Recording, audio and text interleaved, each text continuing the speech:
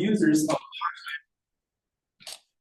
okay. We're going to reduce consumptive use of the landscape. We're going to invoke a new water ethic because so many of us are from out of town and out of state. Some of us come in from places where water is more plentiful, or we haven't had to worry about water. So we have to build that understanding and appreciation for them. And we're going to use more regional vegetation. I mean, if you think about turf, that stuff came from England because you wanted to look like the kings. And so we don't have to do that. We can do a little better. On the indoor side, we're talking to the commercial users about restrooms, kitchens, and laundry. We're retrofitting older toilets, laundry systems, shower heads, easy changes that make a difference, and there's no sacrifice. And we're talking to schools and hotels and offices and restaurants, so then they can reallocate that water to other things, keeping their landscape alive, giving their people a raise. Maybe there's a new building they want to create, and reinvest in sustainability. At the same time as all of this has been happening, there's trends in our region that we can't ignore. And those are restrictions, and the price of water has gone up, right? So local cities are restricting water use outdoors. We've had temporary cuts in water use availability for Wellington. And Aurora is in a water scarce state all the time. And they're sniffing around looking for some water up here too. So we have to pay attention to what our partners are doing with their water and see if we can't align with them to help make them successful. Watering restrictions are not something we control, but we can support. That is an independent decision from the municipalities depending upon their water portfolio and scenario. So some of these might be in restriction this year, others may not. But we're always talking about wise water use and good practices, right? It's pretty typical. You don't want to have people watering between 10 and 3, right? So at the same time, we've had some local policies of literal bans on turf. And some of these cities, as they're growing into areas where there is no water on the ground, and they're trying to be as responsible with that water that they have, as well as manage those costs of development. Because housing is expensive. Many of us have kids. We would like them to live here too and be able to afford a place to have a thriving life. And then the state is having pressure from outside to be water wise as well, outside the basin, as well as to be smart with reality around the climate. So there have been multiple bills in the last few years to help us be better with water use. There's a turf replacement program. Waterwise landscaping allows HOAs to accommodate their users' changes in landscape and accept those. They do have to provide a plan, so it's good quality. They can't just lay a bunch of rock down and say, good luck. And then finally, more recently, there's a turf ban bill that passed, and that's for new development in commercial areas that's not functional. And I'm going to talk a little more about that. And it sounds like I'm telling a story about we hate turf, but we don't. Turf is functional and useful in certain areas, but it should be smartly applied. So here's an example where it's not. This is dumb turf, right? No one's going to play Frisbee on there. No one's going to walk the dog, and they can't even irrigate it right. So this is an example of what I would say is not the right use of water, resources, chemicals, labor. Nobody wants to go out there and weed or mow that, I'm sure. So that can be something better. So the state passed this bill that said cities, you have to update your development code to reflect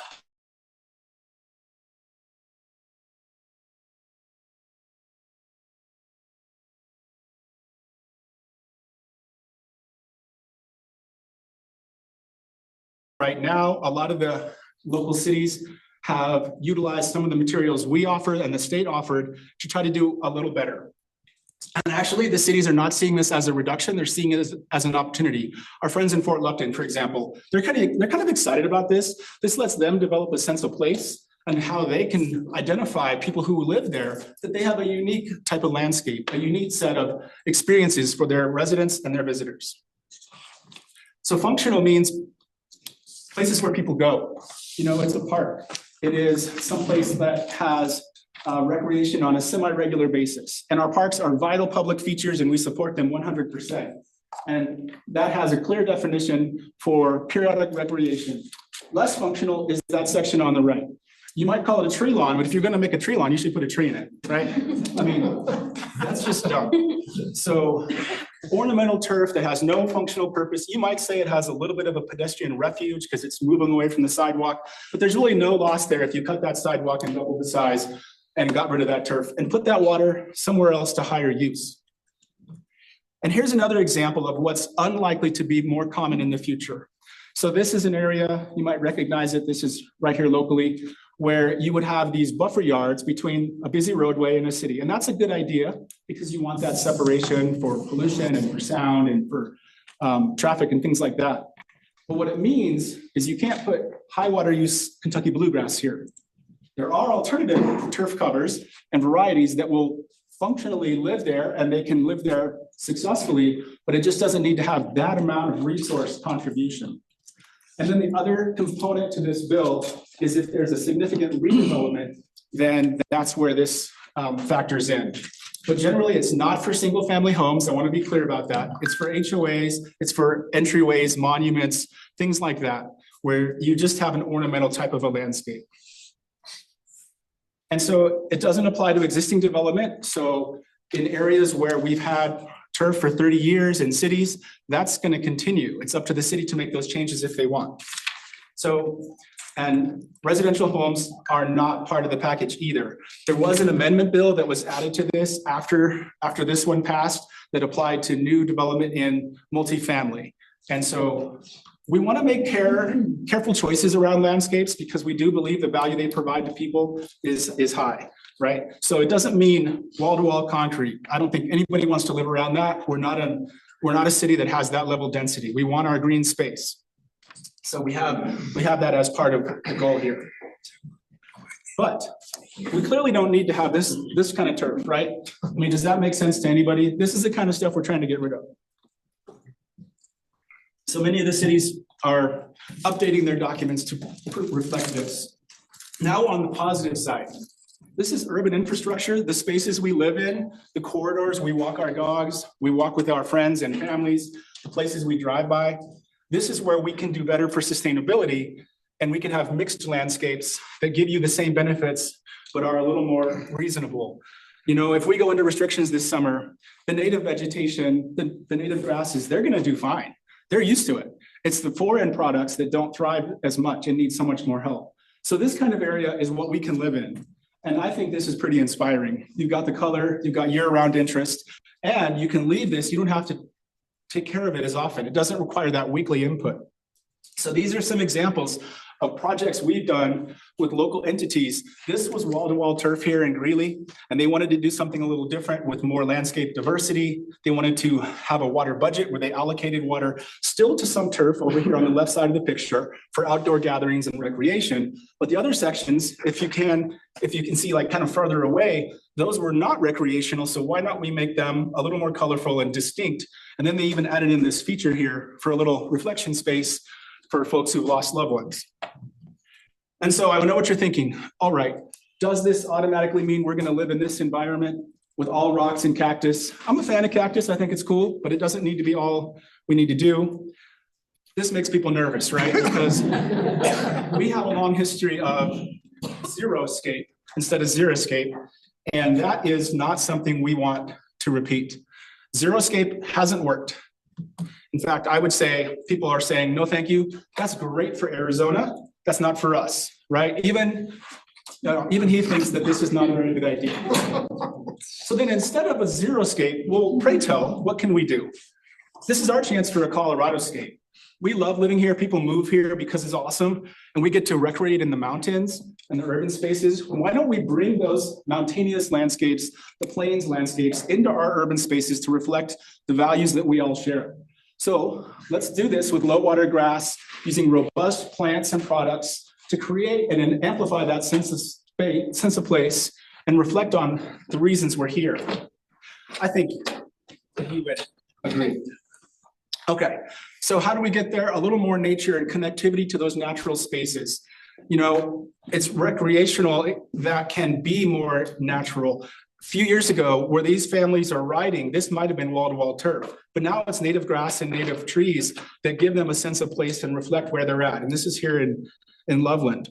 So, you know, this is restoring that prairie that we've removed when we're developing so much. It's giving the flora and fauna a place to come back to and live, and it can still be done in a safe and fun manner. So here's what it looks like, more native grass. Here's an example of an HOA in Fort Collins that had wall-to-wall Kentucky bluegrass from this fence over to this trickle pan that was completely ornamental. Nobody was playing, and if they were, they'd moved out and gone to college because this is an older neighborhood now. And so this is east of 287. You can see it kind of on the south side of the city.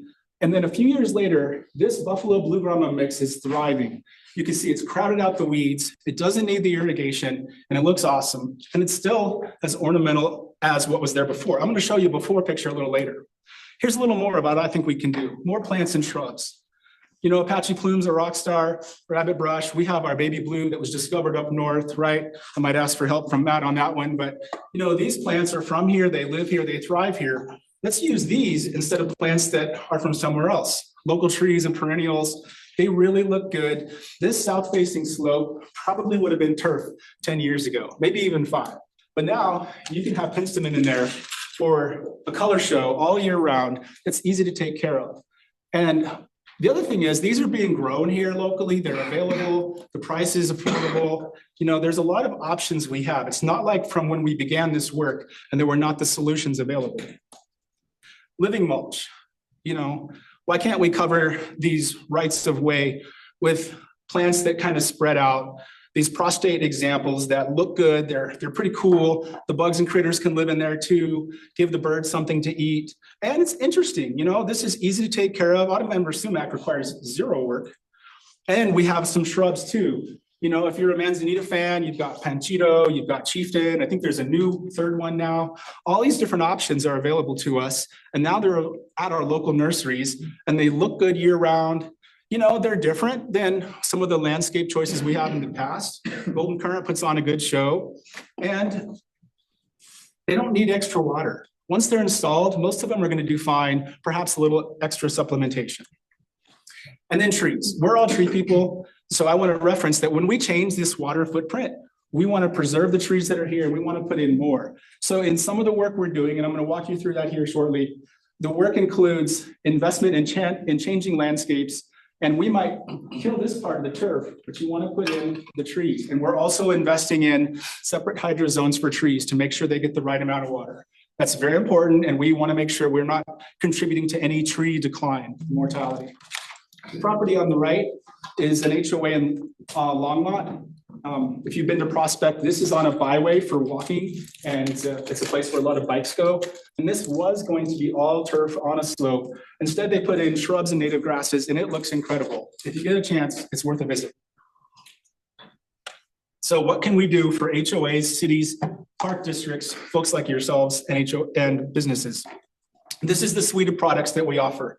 And so we do demonstrations on the landscape, on the campus here, of what people can get excited about when they're thinking about making a change. And you're gonna get a tour from Spencer here at the end of the day. I'm really excited. A lot of you are gonna go see what that can look like. We do consultations and audits, and Spencer's also a lead in that too. As our irrigation lead, he can talk to people about how to use the right amount of water. We have a lot of resources for cities on drought management, and then our grants. I'm gonna double click into those in a second. And then we have some templates because people have asked us, what can we do here locally and replicate it? So we have some street strip or right-of-way tree lawn examples, and we have front yard examples and some other things. And then we do trainings and outreach like we're doing with you today. We want to tell the story and invite people in to participate. How am I doing on time, Allison? Okay, so the consultations, we would invite you, if you're in our territory, I mentioned those 8 counties, you can request support from our team. It is free, and we have horticultural expertise as well as the irrigation expertise. We come walk the site with you or your customer, and we can take an objective analysis of that. We provide you a follow-up report. And since we began, we've done 303 of these. And this last year, we got 60 requests and 40 completions. And so there is a little bit of work on the requester to make sure that they schedule it. But what this says is that there's a lot of demand for people to change their landscapes and make them a little better. So we pair the landscape consultation with an optional irrigation audit. What's the status of your irrigation system? How's it performing? Where are opportunities to provide? Does it have out-of-date components? Is it leaking? Are there tilted, sunken, or misaligned heads? Is there a controller that's from the 70s? All these kind of things. And we have options to support that with our friends at Resource Central. And those are generally for our HOAs and smaller customers.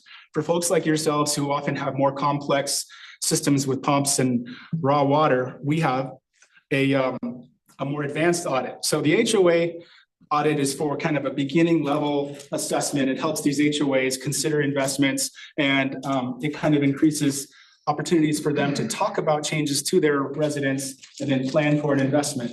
If you're looking for more schematic design assistance, this is where our advanced come in. It has been provided by Aqua Engineering. They recently got acquired by another company called Verdantis, but these are more expensive and we cover the cost here. But if you've got a property that you think is getting aged out or is a good candidate for renovation, this is where we can offer support. Spencer oversees these programs, and so he makes the decision on who we invest into. But this is a chance for you to say, you know what, we can make a nice change. We can get irrigation efficiency and change the landscape here. So you'll get a very comprehensive report, and this one requires a little more investment on your time with details from the property. So if you've done a consultation and you've done an audit, this is where our funding comes in. We have a water efficient landscape grant where we will partner with you one-to-one up to $25,000, and you can include a variety of measures: landscape irrigation upgrades, landscape transformation. Sometimes it's a turf to garden model. If you've got a silly slope that is small and never manageable, if it's, north facing, sometimes it's the transition from Kentucky bluegrass to native grass. And there's two types of native grass, really, right? There's your native lawn approach, a little more manicured, a little more typical. And then there's your more naturalistic, more diverse native grasses too, that look a little more like the prairie. Sometimes we have just one project, sometimes it's all the above. The last thing we want to do is put landscape transformation in with an irrigation system that stinks, right? We want to make sure it's high performing. So we try to pair those together.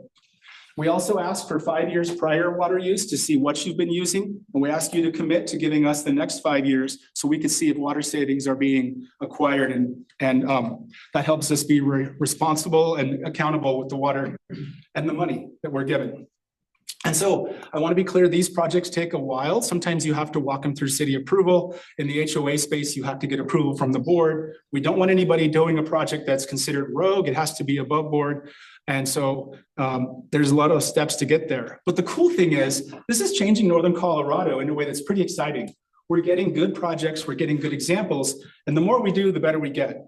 And so people say, well, like, why would I do it? Well, you can get rid of this silly street strip that looks like hell anyway, and you can get something that's much more colorful and exciting. If you're curious about what these look like, we have a story map online. I tried to get the website link up here, but it's 100 pages. So just go up and look under grants and you'll see it. And you can get details for the 100 grants we've done. And then there's some great videos. This is that native grass project. This is Pelican Ridge in Fort Collins. We've got some garden ones. And then Town of Berthoud, right here where we live. Well, where we're operating is a project. We've done multiple parks. We've done street strips. We've done some cool things. But collectively, the benefit is saving money, saving chemicals, saving carbon, reduced nutrient requirements, reduced water and labor, and doing more with less, making the water resources we have go further. So I mentioned how many we've done. That's 100. We've given a total of 1.5 million. But remember, that's a 1-for-1 grant. So that's another 1.5 plus that's come from the grantees. So they bring their own money in. And that's about 9 million square feet of grant area that we've addressed for a total savings of around 120 million gallons. And that savings continues to accrue over the years, right? So it's more good, if you will. Nice. So this last year we did 20.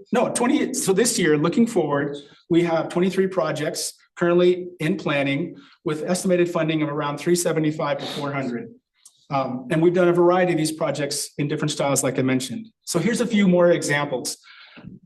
Turf isn't out of the question, but we're just using different styles. So Tahoma 31 is a warm season Bermuda grass available locally from your sod companies that provides that same benefit of turf, but with a 50% reduction. It has some limitations. It doesn't love full shade, but it can do well in about 50 to 60%.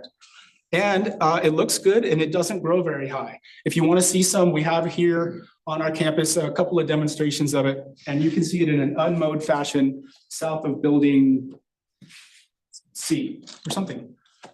B, south of building B, you'll see it. It's got a little sign. So this type of turf is relatively affordable and it uses the same practices we're used to as far as turf placement. Lafayette Fire Station has done multiple projects. There's Spencer giving a thumbs up on how these things look.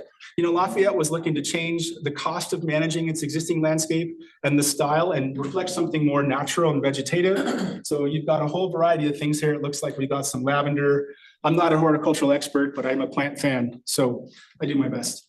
So here's that project up in Fort Collins. As you can see, this isn't always great quality turf. This stuff was struggling anyway. And so it made sense for the community. There's no loss. This was a gain. There were a couple of scraggly trees that were half dead anyway. So we removed the deciduous trees and we left the evergreens. And I think you would likely agree that looks awesome, right? So we have our A student, A honor student. This is more of your flunky. And so we're gonna say, keep being a good student. And the good thing is we've learned too, these aren't without labor. The first year, there's a lot of weed management. Those weeds are aggressive. They're gonna jump in tomorrow morning. They're there, but you gotta go out and get them. So the project champion for this community, he was out there with a bucket and he was hand weeding. You know, you can't really go out there and chemical these unless you use the right chemical. So you've gotta have the right applicator. And then if you're gonna go out there, you have to do careful mechanical removal because sometimes you're putting this seed bed down with the hydromulch and you want to keep that hydromulch intact, right? So there are measures to do this successfully and we have some tools to help you do that. I want to give you a few more examples. Larimer County has done multiple projects on multiple properties, including again this year. They're finding this is successful for them to replicate in all their different properties. So whether it's the sheriff's station, whether it's the judicial building downtown Fort Collins, they're rolling through properties. They've done one here in Loveland and they're continuing. And you know, this is just a chance to like reflect on what really works here. So CSU Spur, if you haven't been there yet, if you go visit, take a look in the back. There's a lot of styles like this here. And then the churches, this was turf outside of these pine trees here. It's not gonna thrive. You know that acidic soil stinks for grass. So why not put in something that looks a little better? Looks like some little blue stem and some other natives. And so here's a before and after, another tree lawn without trees. And then we help them put in a variety of local plants. And I do want to reflect, sometimes we do put in the ground plane coverage in gravel. And it's really designed to, I would say, resist that weed pressure and give you something that's not high maintenance. But the goal for most of these is at least 50% plant coverage, but to get more. So this was first planting, but quickly these things come in. And you get some landscape diversity. And then note too, and this is why I wanted to talk with you about it today, we're putting in more trees. So we planted these trees with the HOA in this area where there were not any. And so this is enhancing that urban forest. This is more of what we want. I know I'm coming up on time. So you can see a lot of these around. When we started native grass, there was a lot of questions around how to do this right. And we had a couple of actual projects that didn't work. So we learned from those. We learned that depending upon the grass variety, you have different seeding depths and different seeding styles, different seeding rates. You want a little higher rate because you can have some runoff in an event if it ever rains again. So we worked with our partners across the Front Range to put together this website, which I made it at a 0 font for you, but it's coloradonativegrass.org. And in there, you can do a pick and choose your own adventure on your site, your characteristics, your grass type, expectations, your management capabilities, and you can get yourself a package on what kind of turf you want. And so it's pretty exciting because this helps get the best knowledge, because when we put these investments in, we want them to work. The last thing any of us want as public stewards is to have a project that the public doesn't like. That's just no fun. So we're trying to avoid that at all costs here. And this project is really good, and there's a few great examples there. One thing we did after the fire in 2021 is Superior and Louisville asked us to help with some reconstruction, and we added 6 plans for fire and water smart landscapes. This was a bit of work, and we used our friends at Norris Design to create it, but there's a full set of plans online. They're very detailed. There are irrigation sheets. Spencer was the lead on this as well, so he's got the details on what's involved. And there's also cost opinions too, so you can see what it costs per square foot. Excitingly too, when you go outside, we're building a few models of this, and Spencer can tell you about what that looks like. We're trying to talk to people about what modern people want out of their yards. If they want less work, they're adding more amenities. So you're gonna see outside, we have some pergolas and some cool features. that he can interpret for you. So just an example of the detail, you've got everything here from the management protocols and a terrific maintenance list too. And then how about training? Well, this Colorado landscape idea, Colorado scaping, is being stewarded by ALCC and CSU Extension, and they're going to be rolling out a training this year. We're hoping to host one of those trainings, but it'll be across the state. So look for information on that. I feel like we tried the Arizona way and it didn't work. So we're going to do something better. And so a few examples that we have on site are going to be what you see today. This is at first planting. And so you might look at this in the center and say, oh my gosh, it's a little thin, a little heavy on rock. It looks like Arizona. Yes, at the beginning. But now this thing is completely covered and we're only in, I think, year 2, maybe 3. But it is really getting comprehensive and very little waste.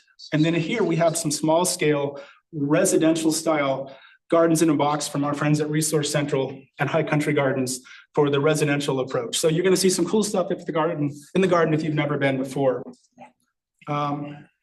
Finally, training. We offer some courses across the sectors from cities to folks like yourself.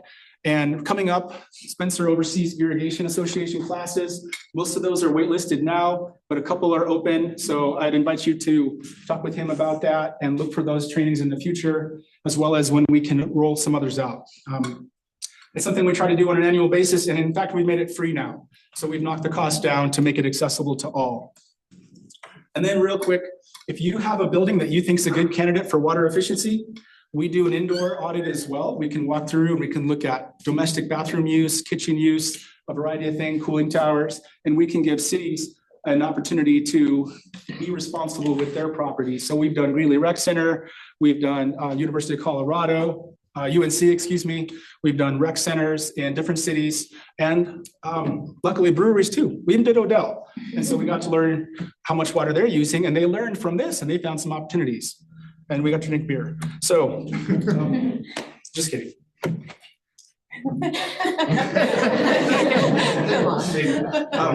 And then we're working with our low-income friends as well to help with some indoor retrofits in the residential space. And we have some fixtures that we donate to support that through the County Conservation Corps. We have some reporting. And so the takeaway, Frank, you talk a lot. What did you say? Well, we want to work with you. We would like you to work with us. We would invite you to fill out an intake form for consultation. Tell us what properties you'd like us to go visit with you and see if we can help you sustain and enhance your tree canopy. This is Longmont at one of their city centers where they took a Kentucky bluegrass area and they put it in native grass. And of course, that's that property I showed you. I just wanted to show you the progress of that tree there too. So I think I'm close on time, maybe a couple minutes, but I'm really glad you're here. And this is what we're talking about. This is what makes everything happen. So if we can work together to make this go further, sustain all of our needs, and those that want to be here in the future, I think we'll all win. All right, we have a little bit of time left.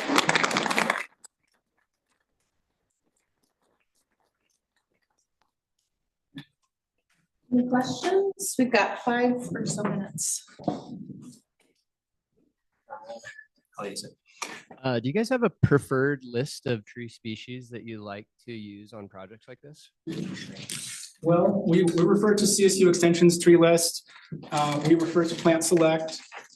We have a series of trees here. We actually have our forester. Doug's in the room. Would you raise your hand, Doug? Doug is our grounds manager, but he also is an arborist. So we trial trees here to see how they're doing. We don't have a preferred one per se. Spencer, if you want to weigh in on that too, we do carefully review the applications for grants to make sure that all the plant selections are appropriate and we ask for substitutions. So I guess that's an answer of saying we try to use best practices. If you have recommendations, we'd love to hear them. No, we're a producer. I'm curious, right?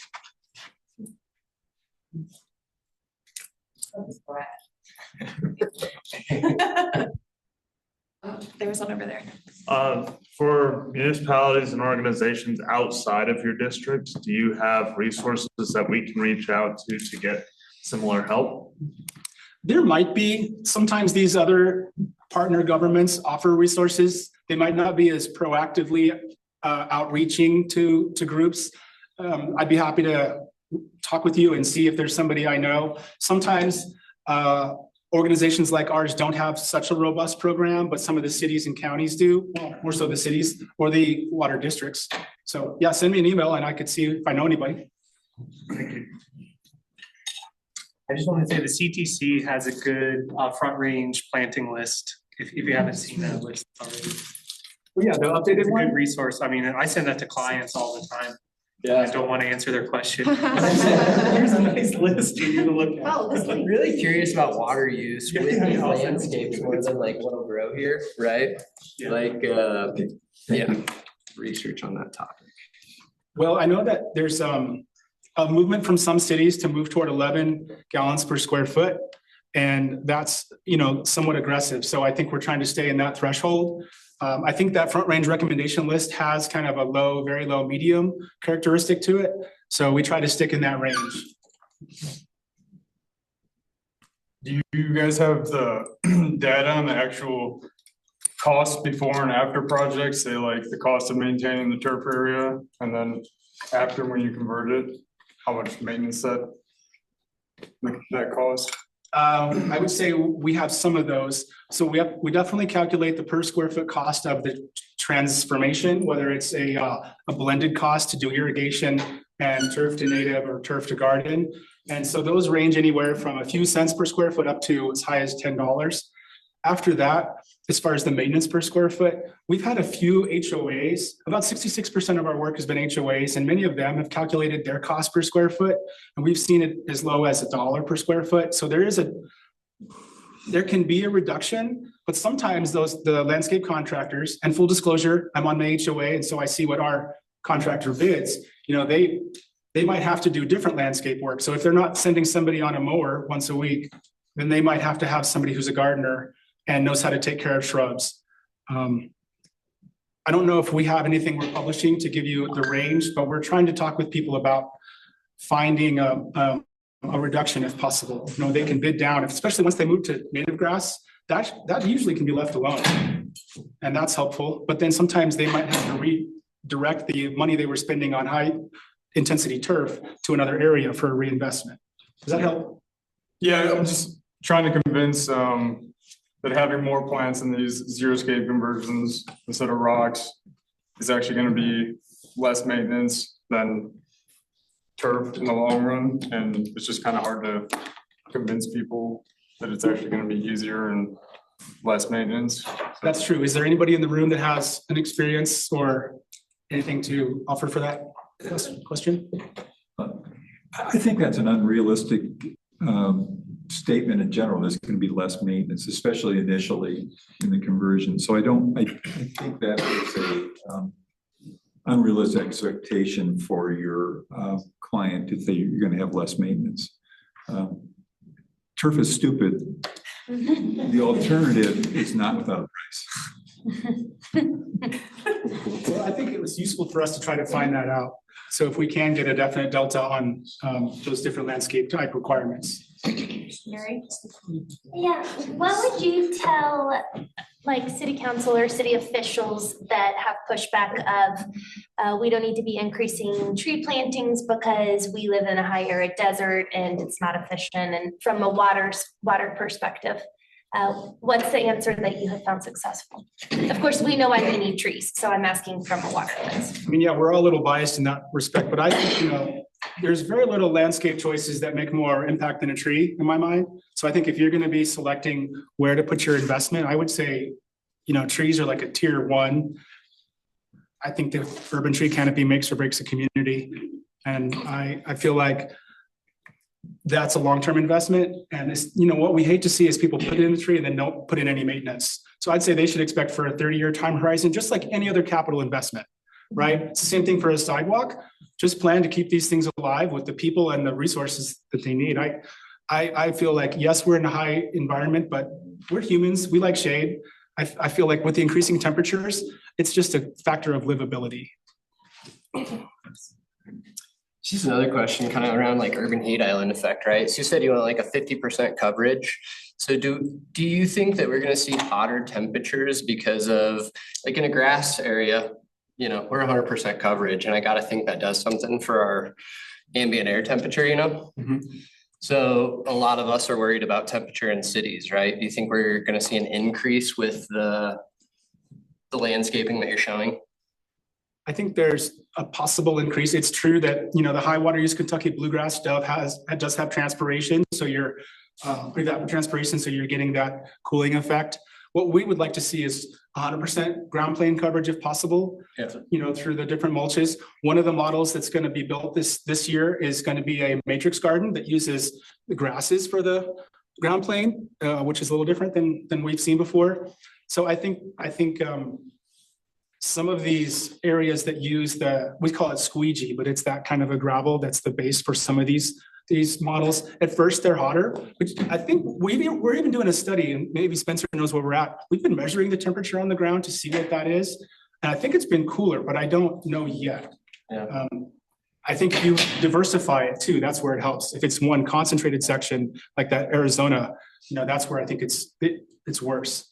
In like a mature landscape of one of your renovations, like what do you think you get to, like 80% ground coverage with plants? Because that stuff can really flourish, right? Yeah, I mean, I think Loveland's requirement is 75. So what do you think, Spencer? I mean, it depends on the municipality, it depends on the planting plan too, it depends on what your strategy is. Obviously, it's more expensive to put in more plants, but if you do take your plant selection seriously, you can get spreaders. Yeah. And that helps. And so he was talking about with the mulch temperatures, we've been comparing different types of mulch during the hottest time of the summer to see what their surface temperatures are. We've actually seen cooler temperatures out of the squeegee to really fine rock mulch than we have out of some of the shredded bark and the wood mulch. And that's likely because of color, but we're also still kind of looking at it this year. So, but to answer your question, we shoot for 50% minimum so that we're not making the heat element effect worse. Cool. Thank you. All right, thanks again.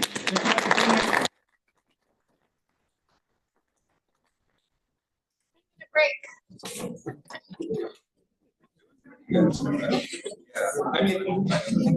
And also a member of the Institute of Arctic and Alpine Research at the University of Colorado, Boulder.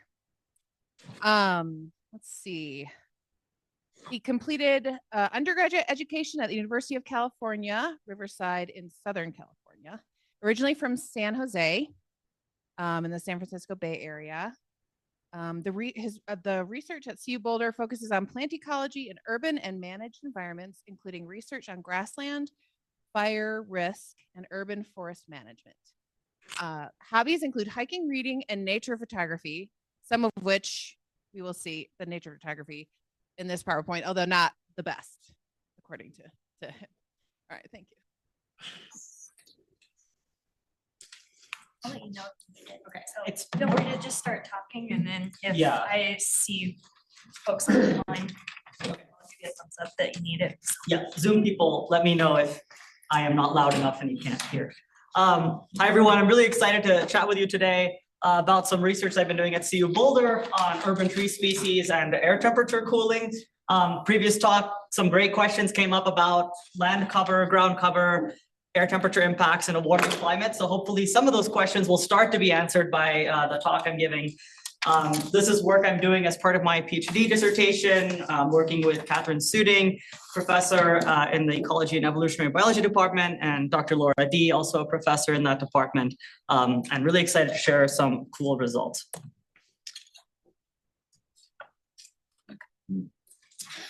Okay, so I don't need to convince you all that urban forests are really important, but something that is really motivating my research is that most of the academic research on urban forestry has focused on wet, humid climates, and very little of it has focused on warm, dry climates like the climates we all live in. And obviously from the previous presentation, we all know there's not a lot of water here. There's strong trade-offs between growing urban forests and water use. And hopefully some of the scientific research that we're doing now can start to understand those trade-offs and maybe find strategies to mitigate those trade-offs. We now have a huge amount of evidence from a variety of sources showing that tree planting is effective to mitigate rising temperatures due to climate change. We know that census tracts that are greener have lower land surface temperature, which we can measure from NASA's satellites. We also know that these benefits are not super equally distributed. We know that tree planting is most needed in historically under-resourced communities where canopy cover is lower. And we know that median income is correlated with air temperature. It's also correlated with cooling impacts and tree cover. So the proposition I want to make is that as we're expanding our urban canopies with a particular focus on certain areas that are lacking, the highest need areas, can we improve our bang for buck? Can we choose tree species that are going to maximize the heat reduction or cooling impacts of urban forests while also minimizing water use? Is that possible? And can we also choose species that are going to maximize our bang for buck in terms of performance? Can we pick things that are resilient to climate change and resilient to drought? And so there's a huge amount of theory that ecologists have come up with in vegetation science about functional traits, these measurable properties of plants that are well-defined and measurable in a standardized way. And of course, traits vary within species. You know, certain cultivars of certain species are better performance in certain environments, but traits also vary among species. So some species have different leaf characteristics, as we all know. And so my focus is really differences among species, so choosing species rather than choosing particular cultivars. But of course, that is important work as well that folks are doing. So overall, I'm interested in how we can use functional traits to choose species and understand trade-offs. So in terms of heat reduction and trying to plan an urban forest that would maximize cooling, we can think of the two different ways that vegetation cools. And we know that the two ways are transpiration, which is water evaporation, and then shade cooling. And so there might be two different types of traits that are related to those types of cooling mechanisms. One are, I'm calling them structural traits. So those are traits related to cooling via shading, so foliage density, area, and height, kind of these canopy architectural traits. And then hydraulic traits might be the traits that are related to cooling via transpiration. So you can look at the density of stomates on leaves, the area of leaves is related to water loss, and then wood density allows you to understand how much water a tree can transport at a time. So these two types of traits might be combined in different ways, and it's these combinations that I'm really interested in. So I'm going to explain my hypothesis, and so we're putting the two traits on axes here. So the x-axis is the hydraulic trait, so for example, wood density, and then the y-axis is going to be a structural trait, such as canopy radius. And so you can imagine that each species has an average value of its traits that, you know, obviously they're going to vary within it, but on average, this is the type of wood density and this is the canopy radius that a tree of a certain species will grow to once it is mature. And we would assume then, we would deduce that species with a combination of the kind of high structural trait values, like high foliage density and size, and low wood density. So low wood density means more water can be transported. And high leaf area would be the best at cooling overall. They're going to be the high performing, high cooling species. But we're interested in those other quadrants and combinations as well for various reasons.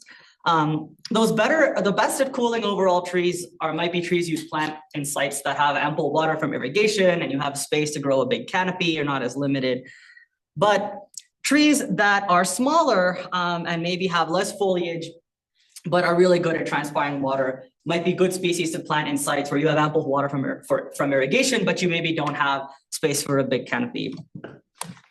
And then the trees that maybe use less water and maybe have lower values of those hydraulic traits are the tree species you'd want to plant in sites where water is limited and you want the cooling to primarily be through shading, and you have space for the kind of tree canopy you would need to increase shading.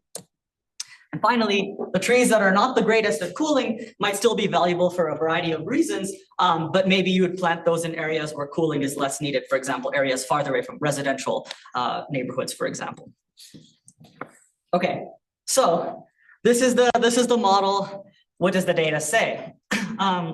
More on that soon. I also want to talk a little bit about biodiversity, because we all know that we don't just want trees that are like the one species that is like the champion of cooling for the whole state, right? We want a biodiverse urban forest that's important for disease control, a variety of other reasons, wildlife, pollinators, etc. Well, I'd like to suggest that, quantifying these trait combinations can help us identify multiple candidate species for these different use cases. that we might want to plant for a biodiverse urban forest. And so as we collect this trait data on different species and understand what kind of traits they have, maybe we can identify more species that are these good coolers and more species that are better at shade cooling. And then of course, drought resilience is also a consideration here. And I don't have as great data this, and I'll get to that soon, but it's something we're interested in. And so I'm starting to look at that as well. We might think that hydraulic traits, so if you evaporate more water, maybe you're less drought tolerant when you have an extreme period of low water. We might think that the hydraulic and structural traits are correlated with drought tolerance traits. So how are these related? And so you could imagine that maybe, like I said, that higher values of the hydraulic traits that result in higher transpiration also mean you have lower drought tolerance. And we're quantifying drought tolerance through kind of an indicator. So it's not really an indicator. We're not really measuring drought tolerance yet, but we're using a trait called leaf dry matter content, which we know from a variety of studies all over the world is generally related to drought tolerance across plants, across all plants. So if there was this correlation, so species that are good at transpiration are also less drought tolerant, then that would be that trade-off between growing an urban forest for heat reduction and growing one that's going to be resilient to drought. So there's these three things that are in our minds: cooling, biodiversity, and drought tolerance. And the Boulder Urban Heat Project is working at the nexus of these three things. And so we have three main objectives. I'm going to talk to you about two of them today, the two that we've done enough work on to show. And the first is to understand drivers of urban forest temperature reduction effects. We're looking at weather conditions, so are trees more effective in certain weather conditions for cooling than others? How does ground cover, which is the question that you asked, how does that affect cooling? How does neighborhoods of canopy cover? Is it patches of trees? What is the arrangement of trees that's best for cooling? And then of course, species and traits, that's going to be the focus of today. And that's the main focus of the project, is how do different species cool, which ones are better? So we've been measuring air temperature in Boulder using these sensors called TOMS sensors, and they actually measure soil moisture, and then they also measure three air temperature measurements. They measure air temperature below ground, at the soil, and then they measure it secondarily at the kind of soil surface, and then they measure it at 15 centimeters in height. Focusing today on the 15 centimeter height measurement because that is closer to the air temperature that people feel. And we're measuring air temperature in understory locations, so under trees, and then these unshaded locations that I'm going to call reference sites. So there's no tree and on top. And we're doing this in partnership with City of Boulder, Parks and Recreation, and we've done it in 8 urban parks. I started a pilot study in 2024 to collect some data. The data from there was not super great to answer our questions, but it taught us a lot about how to measure air temperature. So we went back in 2025 and we did this main study, and I want to tell you more about that. So in 2025, we learned from 2024, and we learned that there's a lot of things that affect temperature. Neighborhoods are different. Parks are different. Some grass patches are different than others. Some are greener, some are less irrigated. Irrigation doesn't fall everywhere. You all know this, I don't. So I learned this in 2025. And so we use very strict criteria to select trees so that we can have comparable sites. We want to isolate the effect of species and individual trees on air temperature, which is very hard. In order to do that, we wanted to make sure that everything else is controlled for. I mean, everything under the sun. So we only chose locations that were in mode. This is just some of the criteria, but we only chose locations that were in mode and irrigated lawn.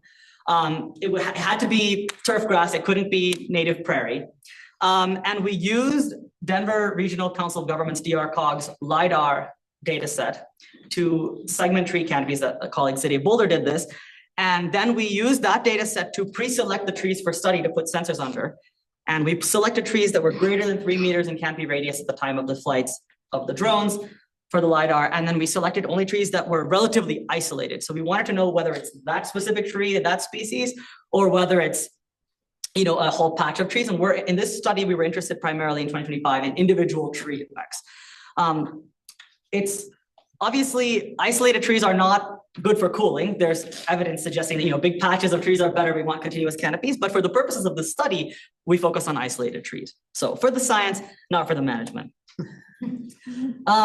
Here are 3 of my interns at CU Boulder installing some cages. So we installed cages to protect them from lawnmowers. This was obviously something we had to work with in coordination with the staff so that things didn't get mowed over. And so we marked them, and then we also put signage on them to educate the public about these sensors. And City of Boulder is a city of very, very curious people, so we have a lot of people taking these QR codes and scanning them, and a lot of people coming up to me and my crew asking us about it. Some people were very concerned that we were cutting down the trees, and we said, we're not.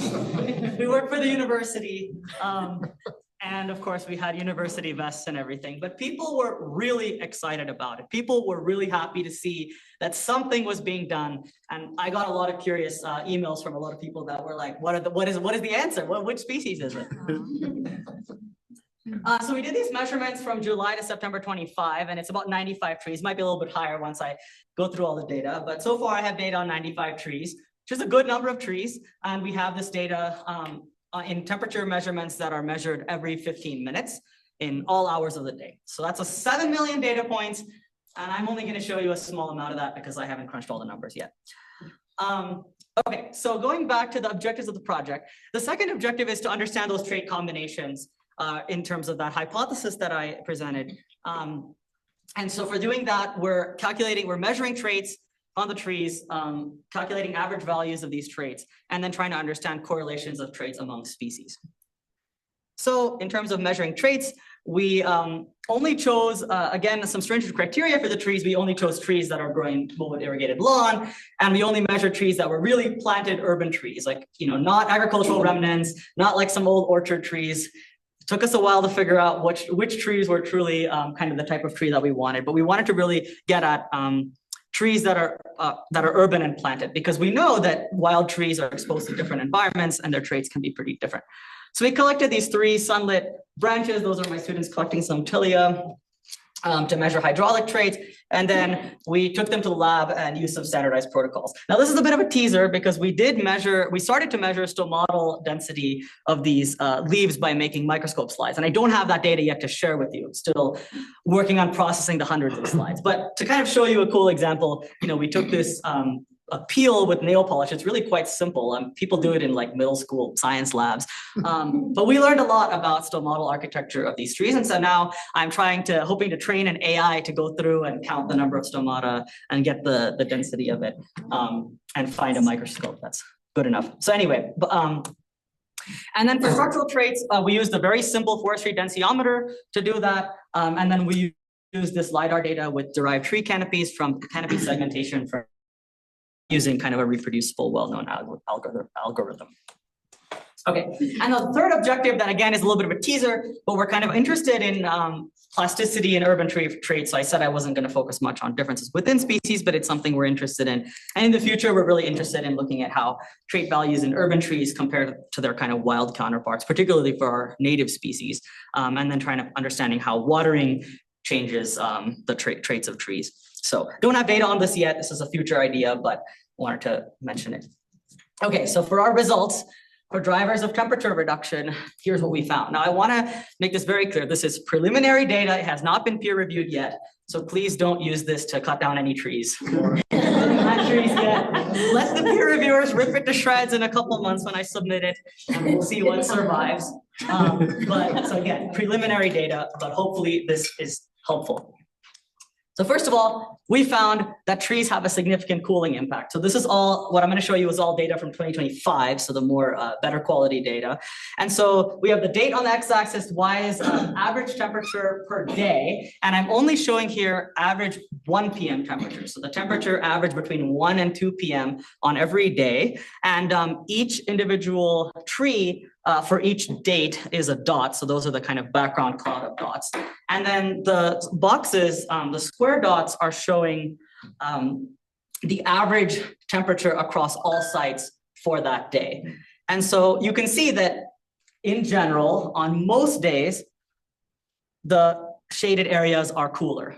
Not hugely surprising, but interesting to get an effect to see how much the magnitude actually is.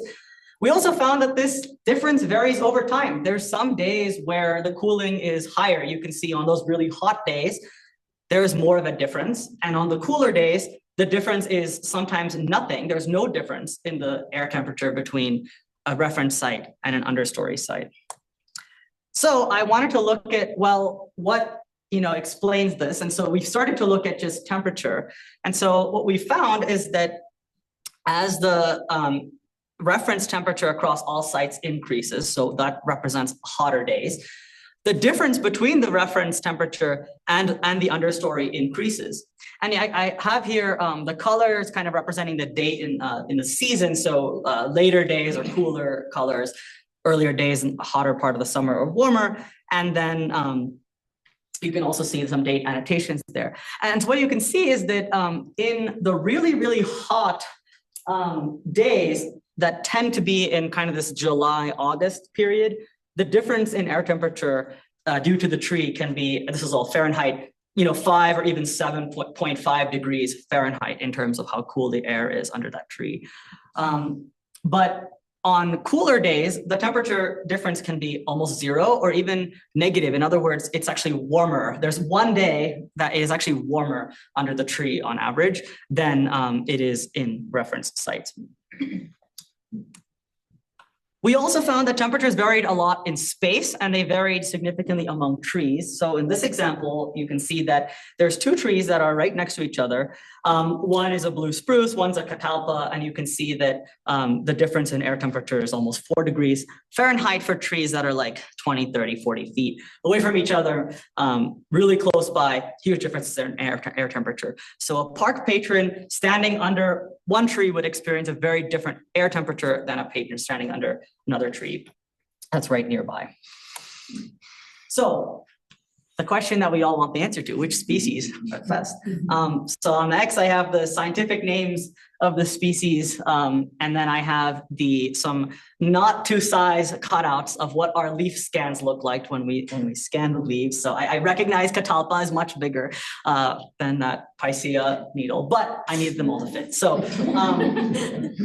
that's what we have. And I also have here the average, so this is only, and I'm showing you here only July temperature. The average reference or unshaded temperature per park. So we had 8 parks, there's 8 lines for what the average temperature is. And my statistical model that I use to account for all of those other things, so it basically subtracts the effects of all the things we're not interested in, accounts for the average temperature among parks, so like hotter neighborhoods versus cooler neighborhoods are accounted for. It also accounts for soil moisture that we measured, and it accounts for the surrounding canopy area. So is the neighborhood more leafy than others, the asphalt cover, the concrete cover, and how green the grass is. And so what we found is that there are significant differences among species. And so here you can see each individual dot is a tree that we measured over the course of July. So this is the average July temperature, and each dot represents a tree. And the size of the dot is scaled to the diameter of the trunk, which is the DBH.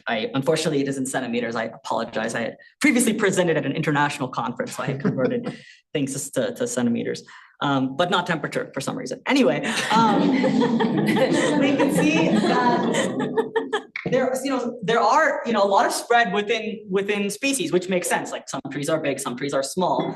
But even when you account for that, you can see that blue spruce and crabapple, Malus sylvestris, are significantly cooler than species like Pinus nigra, black pine, and Catalpa speciosa. So these differences are statistically significant, and we're doing some more analyses to see how significant they are. And again, I'm only showing you the July data. I'm still pouring through the August and the September data. But the overall takeaway is that urban temperatures vary spatially and temporally, with the heat reduction effects of trees being highest on hotter days. And even after controlling for a variety of environmental factors, we found that species differ in the event of small scale impacts on small air pockets in parks. Okay. Do a quick time check here. Trait combinations. So could traits be driving the differences that we're seeing in which species are better than others? So we found that these differences are not related to tree size and not related to trunk diameter. You can see that there are big trees that are not cooling that great, and there are big trees that are cooling great. And we also looked at canopy radius, we also looked at canopy volume, and we didn't find that any of those were important for determining the cooling effect of the trees. We also found that wood density, contrary to our hypothesis, which is a hydraulic trait, was not associated with cooling. And that's very interesting And I want to say that we found that it wasn't associated with the cooling of air temperature at this scale. You would assume that a neighborhood full of trees that are evaporating more water might be cooler, but it's just that we couldn't detect that at this really small scale in air temperature differences. We did find one structural trait that was related to cooling, which perhaps is not super surprising, but it was that metric of foliage density that we measured. So it's not necessarily the size of the canopy, but just how dense the foliage is packed in that canopy. So we found that was associated with cooling. And again, this is how we measured foliage density, a very simple tool, a forestry densiometer, and you can see this is a pretty dense tree. And what we found, and this is an effect size plot, so it's showing kind of the effect of these factors on cooling in terms of change in degrees Fahrenheit. We found that foliage density, as you add 10%, it reduces temperature by, sorry, a little cut off, -2 degrees Fahrenheit. And of course, we found that parks are different, so warmer parks have a difference on understory temperatures. And then we found that those other factors, they had some small effect, but not super statistically significant. Okay, so what does this say about our hypotheses? Well, hydraulic traits, maybe not. We, at least in terms of air temperature differences, we didn't find evidence for that, but we did find evidence for structural traits affecting cooling. And I want to mention again that wood density and other hydraulic traits could affect cooling at larger scale, but we didn't detect that. And there is some evidence for hydraulic traits being important. In terms of combinations, when we look at the average species points, what do we find? What we found is that there wasn't a correlation, at least for the species we studied, and I do have more data than this, but these are the main ones that we studied for temperature. We found that there wasn't a correlation. So there are trees that have high wood density and high foliage density. There's trees that have low and low. So almost all combinations are possible. And what other species could have these combinations? I don't know yet, but hopefully soon I will know as we're collecting more data and we try to understand more about these different species so we can identify more candidate species and assemble these diverse planting patterns. Okay. And finally, our hydraulic and drought resilience traits correlated. We found that this drought resilience trait of leaf dry matter content and this hydraulic trait of wood density, we found that there was a correlation for broadleaf species only, but not for conifers. So broadleaf species that have a lower wood density had a lower leaf dry matter content, which means that they'd have a lower drought resilience, but this trend didn't hold up for conifers for some reason. And I should say that the hulls are representing kind of the shapes are representing the spread of the species, and then the points, the square points are showing the average value for that species. So it's showing both the differences among species and within species. Okay, so takeaways for this objective is that, we need data from more species to elucidate what traits are driving differences, but we have some evidence that there could be trade-offs between selecting species with high transpiration capacity and drought resilience, but we really need to know more about drought resilience to say that for sure. So overall takeaways is that tree species might be important drivers of urban temperature at fine scales. We found evidence for this. Urban foresters should potentially consider functional traits to choose species, along with all the other factors that I'm sure you all use to select species. And as we learn more, choosing species that maximize the benefits and resilience of the canopy can maybe help us grow urban forests more cost effectively in the long term as we understand more. And maybe that could help us expand urban forests, especially in these high need areas as they are needed. Okay, with that, I want to acknowledge a lot of people that help with this, in particular, our City of Boulder partners, many of which did a lot of great work to help us choose the species and the sites and develop this study, and also provided us a substantial amount of funding for this project. I want to thank City of Boulder for Nature-Based Solutions providing funding for this project, the Institute for Arctic and Alpine Research, the Garden Club of America for providing funding, as well as the University of Colorado, and then of course, all of my undergraduate research assistants across now 3 years that have helped me collect this data and cut down trees and talk to city residents that were grumpy. And also I can come back to this, but I have some questions that we're pondering and I welcome thoughts on, particularly related to foliage density and, obviously it's related to pruning. So what kind of factors and constraints might affect achieving high foliage density, like disease and fire risk is something that's coming up a lot in Boulder, given the Marshall Fire in 2021. And then, what is the resilience and performance of these species? Does anyone have data on that? Does anyone have experience on that? And then does anyone have any data sets of tree age and size for me to understand how long it takes for some of these trees to grow big and which trees are the fastest growing in terms of producing high foliage density. And if anyone has data on tree demography and survival rates, I'd love to get my hands on it.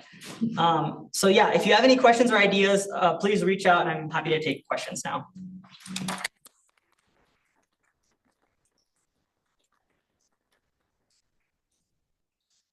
Go ahead. So the probes, how far from the trunk of the tree were they placed? Yeah, great question. So we placed it, we debated this a lot. We were like, we wanted a standard distance from the trunk of the tree. But we decided that we would place it at a relative distance. So it was always the midpoint between the trunk and the drip line of the canopy. So it's right at the center of the canopy. Yep. Thank you for your research. It's fascinating. I'm hoping to track this, till I'm forever. It's really good stuff. But I think one comment I have is that, Boulder is like this really lovely urban forest, right? That has a lot of funding and good tree care and great contractors, and great staff. And if you threw this data someplace else, I think you'd have a really completely different story. Especially outside of Colorado, Southern California would be wild. I'd love to see that sometime. But I think it's really fascinating. So yeah, thank you. What do you think would be different? Like in terms of, do you think that the tree architecture is different in Boulder because of the difference in funding and management?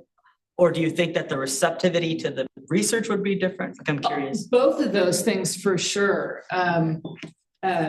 There's just a real high standard of care there. And throughout the Front Range, I think there's a higher standard of care. There's this, I know a lot of arborists might disagree with me, but in many other communities in the West, there are places where it doesn't matter if you're a certified arborist or not, you're going to take care of that tree. So you lose a lot of foliage and canopy in itself. So okay. I think it's you set your standard in Boulder and then you can pick that up and move it someplace else and see how it goes. I think would be fascinating. Yeah, great suggestion. I am from San Jose and I have worked a little bit with San Jose Urban Forestry and they are not as well resourced as City of Boulder. They have 3 foresters per city of 1.2 million people. And they were like, good luck, buddy. I worked with San Jose as an urban forester myself. And so, the whole East Bay and then go to Southern California. It's a completely different story. Yeah. Thank you. That's a great suggestion. Go ahead. I got a comment and a question kind of going off what Anna said and what you said on one of the previous slides. It'd be really interesting to see how this data connects with pruning practices going forward, especially with ISA coming out with the prescriptive pruning qualification to see how these two mesh and how we should manage our canopies. And then the question I have is, there's a lot of new species being planted, very unique ones that don't have a history here. When you were doing your research, did you find that you could extrapolate on the data of a tree that doesn't necessarily meet the qualifications for your study? Yes. Yeah, great question. I'm going to go back to the lag here, but the list of the graph with the species on it. So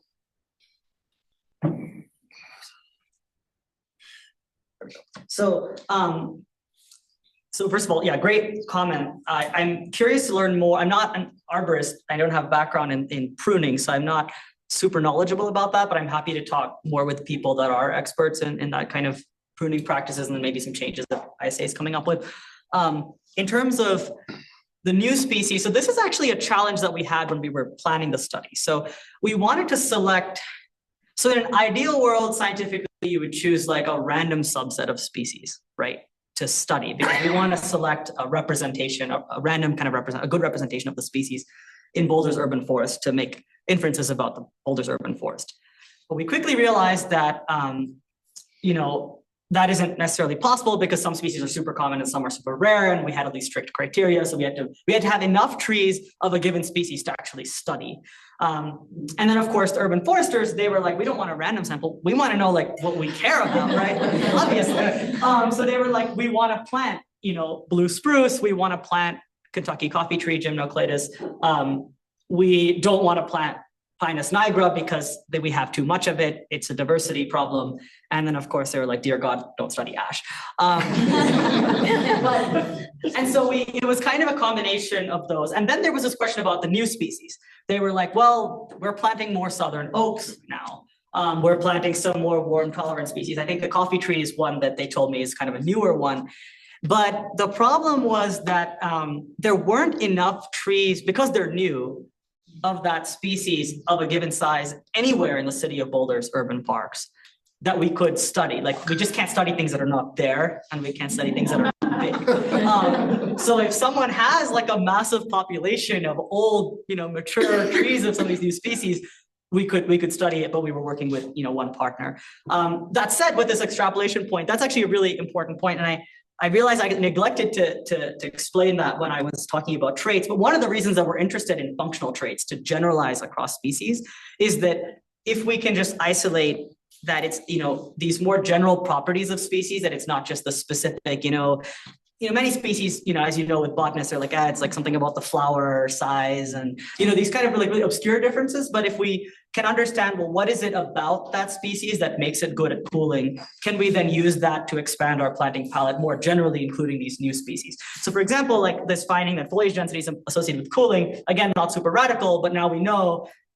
assuming, this is all verified and reviewed, but as we learn more, we could say, well, this new species produces a high foliage density, has a very dense canopy. That is it's likely to be good at cooling, even if we haven't studied that one. So. Can you go back to, I think there was a slide like 4 from the end that was wood density and a relationship against drought resistance or something? Yes. Because I was curious how that relates. Like, you would expect diffuse porous trees to have a lower wood density than a ring porous trees. Yeah. And if we could make judgments based off that, right? Mm-hmm. Yeah, thank you. I'm gonna take a photo.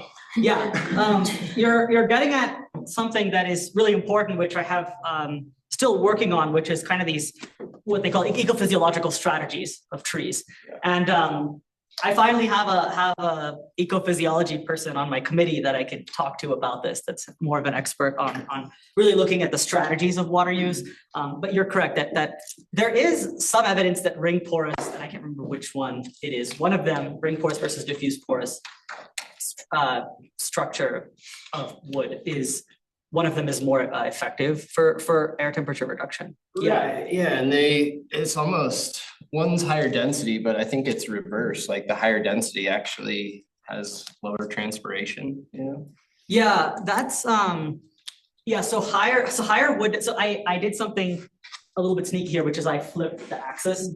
So this is lower wood density and this is higher wood density. So yes, lower wood density means there's more pores and it can transport more water, more transpiration at maximum.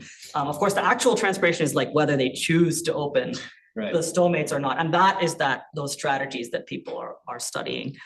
So what this shows is the potential maximum amount of water transport. And so higher maximum water transport capacity seems to be related to lower leaf dry matter content, which describes the investment of the tree in its leaves, how well defended they are, which starch and wax there is.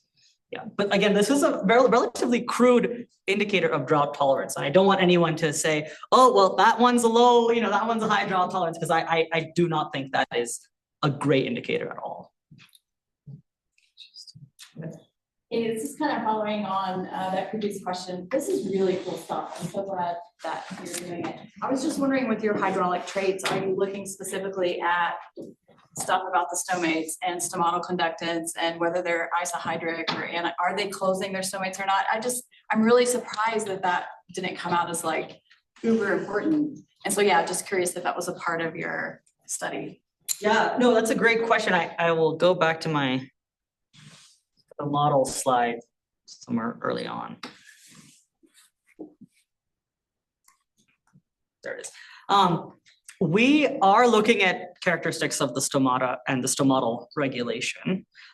We're just starting that. So we have every tree that we measured for temperature, as well as more trees of more species for which we did not place temperature sensors. So we collected trait data on more species than we actually ended up putting sensors under because we had limited sensors. We are measuring the stomatal pore area. So that's the stomatal size of the stomata multiplied by the density of the stomata on the leaf. And that's the where I'm trying to, hopefully someone already has an AI, but it was developed for corn. Hopefully it works for trees to count the stomata. If not, it'll be a great undergraduate research experience to count that and quantify that. And I'm hoping to see like test like do species that have greater stomatal density have, better cooling. That said, the anisohydric and isohydric strategies are also important. And I haven't looked at that yet. Those are just kind of properties of species. I guess that's a great suggestion. I should just check like. It's a great plant trait that we know about, right? Yeah. For each species. And in the same vein, actually, so like some species are gonna open their stomachs at night and transpire. And if we could get that nighttime cooling, like that's a great way to mitigate urban heat, is to really try and get those cooling mechanisms operational at night. And there's only some tree species that can do that. And that's like super new kind of research. But I feel like that would be a really important component of your work as well. Could you get some sap flow instrumentation into some of these trees and determine whether any of them are doing nighttime transpiration? Yeah, that's a great suggestion. So I can't look at, I would need to get the sap flow sensors. They're very expensive. I've quoted some prices that way beyond a dissertation project's budget. But that's a great point. And also you mentioned stomatal conductance. We didn't end up measuring it just because we ran out of time, but that is another interesting thing to measure. In terms of nighttime effects, I can look at that, and I am planning to look at that because we have nighttime temperatures. I only showed you 1 p.m. temperatures. We have temperatures all day, so we can look at nighttime effects. And there's some evidence from other studies that shows that trees are actually warming the air at night. So I'm not sure if we'll find. I haven't looked at it yet, but it's something we're looking at. Yeah. I do have one question online. So when measuring the temperatures with the blue spruce, what were the state of the trees? Are these trees with full canopies, branch skirts down to the ground?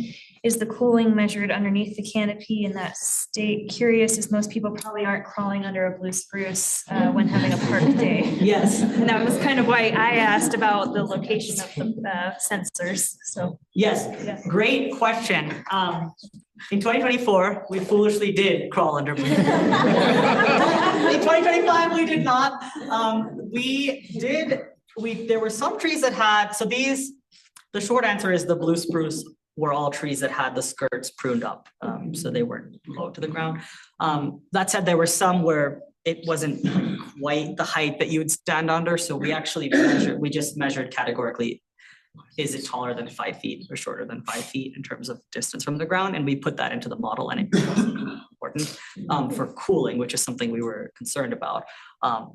So it doesn't look like the height above, from the ground, at least we didn't see an effect of that on the air temperature. But yes, we did almost all the trees except maybe like one, because we just needed a small one. A couple small ones, maybe a few of the blue spruce were trees that you could actually like sit under or stand under. Yeah, but that's a great point. And then that same goes for the other species as well. Yeah, we got to see a lot of different blue spruce morphology in Boulder. Yeah. I'm just gonna tell you, I think NOAA keeps a record of dendro record of age and tree size. So it's not gonna be like urban trees most of the time, but it will be widespread forests and things like that. You said NOAA? Yeah. Okay. Okay. Cool. Sweet. Anybody else? We've got a few more minutes. All right.